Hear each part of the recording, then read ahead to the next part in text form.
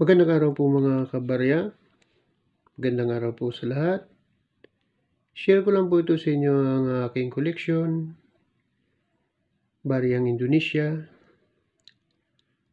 Pero bago tayo mag-umpisa, o bago ko umpisahan ang pagtalakay sa baryang ito, huwag sanang kalimutan mag-subscribe sa channel ko, mag-like at mag-comment. At kung kayo nakapag-subscribe na, umpisa ko ng pagtalakay sa baryang ito. Baryang ito ay baryang Indonesia o Bank Indonesia. Ito po ay year 1992. Ito naman po yung isa ay 2001. Magkaparehas po sila ng disenyo. Yan. Agila o ibon. Agila o ibon. Pero magkaiba po sila dahil ito, yung disenyo nito, para sang singko natin na na flower. Yung disenyo sa ibabaw. Yan. Ito, iba. Wala sang disenyo na ganun.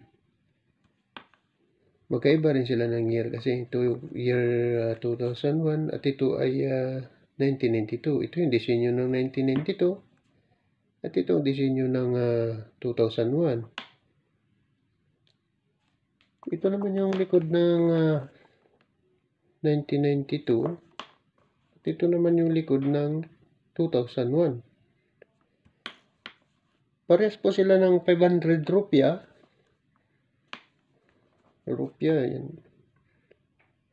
Ito naman may bulaklak siya. Year 1992. Ito yung 1992 may bulaklak saka 500 rupiah. Maliit. Ito naman yung 2001.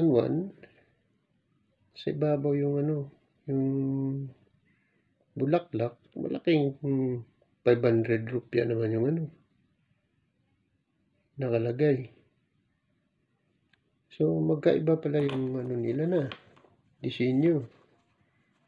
Noong 1992, ibinago na ngayon ng 2001. So, sa ngayon, ng ganitong barya, di ko po pa alam kung mayroon ng value o wala. Kaya, kung mayroon kayo nito, maaari nyo pong i-search dun sa Wikipedia at doon po lalabas yung mga lahat ng ng coins, value. O kaya i-google nyo para malaman nyo kung magkano ang value ng ganitong mga barya.